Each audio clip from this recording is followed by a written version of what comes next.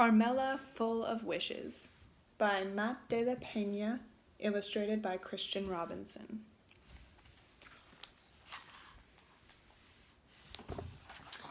Carmela scootered along the uneven dirt path, watching men stoop to work with their hands, her birthday bracelets jingling and jangling.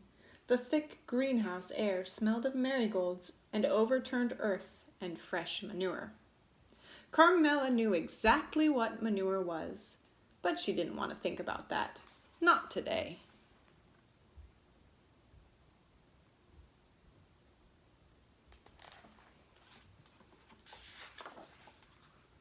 Today, she awoke to candles in her pancakes, and her mom sang, "Happy birthday to you," and told her, "Go on, mija, make a wish." But Carmela's wish had already come true. She was finally old enough to go with her big brother.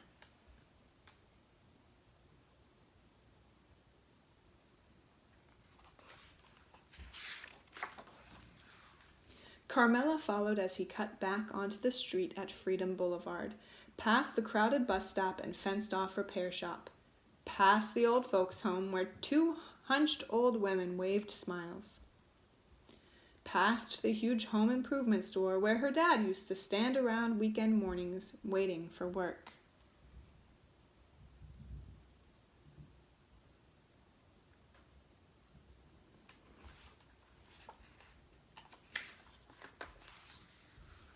Carmela tried to make small talk with her brother as their metal cart rattled, but her brother didn't make small talk back.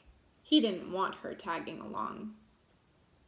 "Too bad," she told him with her glare.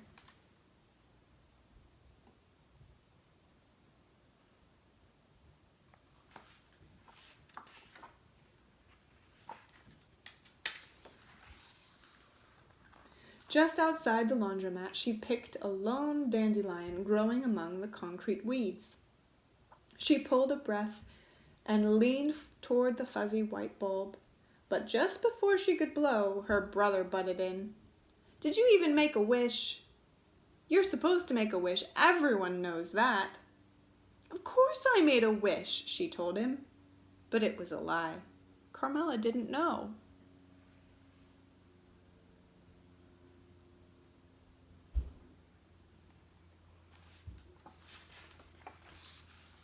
Carmela helped her brother sort colors one-handed, helped him load the washers one item at a time.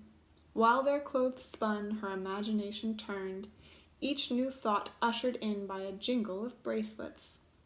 Her brother found the sound annoying and shot her a dirty look. "Too bad," she told him with her glare.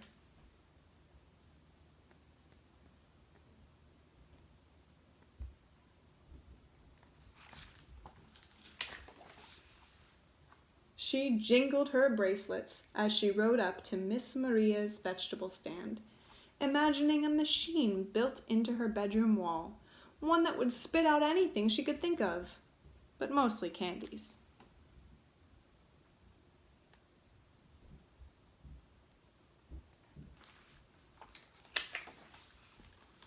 She jingled her bracelets in line at the locksmith shop, imagining her mom sleeping in one of those fancy hotel beds she spent all day making for fancy guests.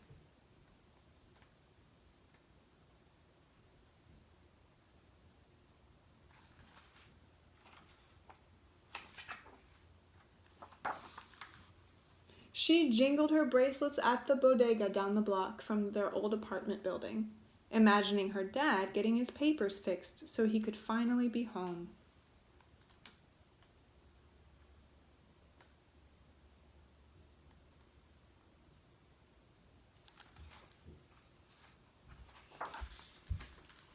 She jingled her bracelets outside the pharmacy, eyeing the shiny new bikes in the window.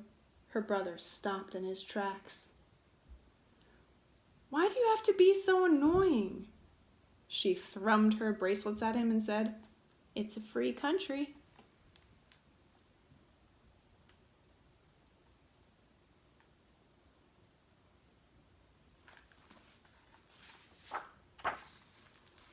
The only time she didn't reach for her bracelets was when her brother ducked into his friend's house. Carmela slumped down on the curb, silently imagining all the things she could turn him into.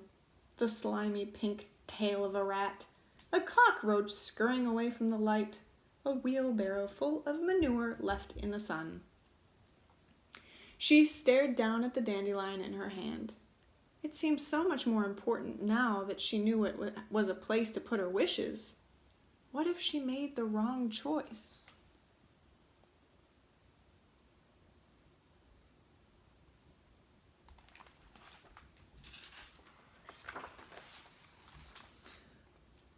Carmela tried to hop a curb on the long trip home, but her tire caught and her handlebars twisted, and she went crashing to the concrete. "Don't cry, don't cry, don't cry." But then she saw her dandelion crushed beside the drain.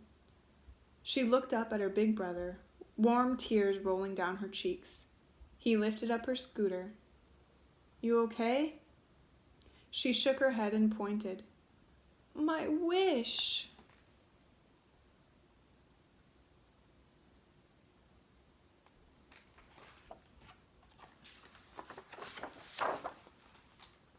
He took her by the arm and led her back up the block, past the laundromat and the flea market, past the greenhouses and the smell of manure, past the overgrown park and across the train tracks.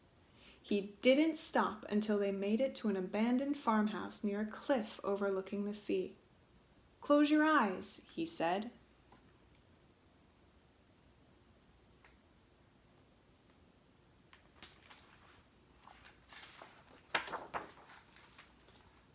Carmela closed them. "Now make your wish," he said. Carmela listened to the ocean's hum in the distance. She listened to the squawking birds. She listened to the wind whistling past her ears.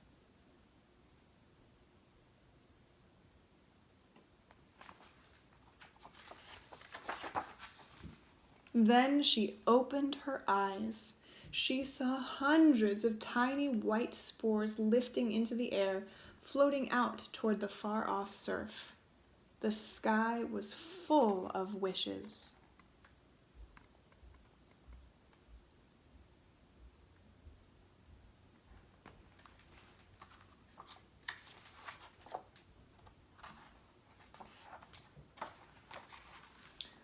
"Let's go," her brother said.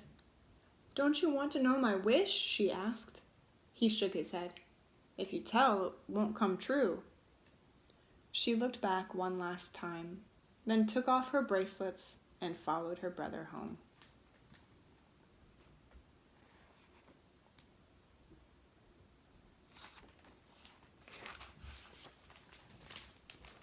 The end.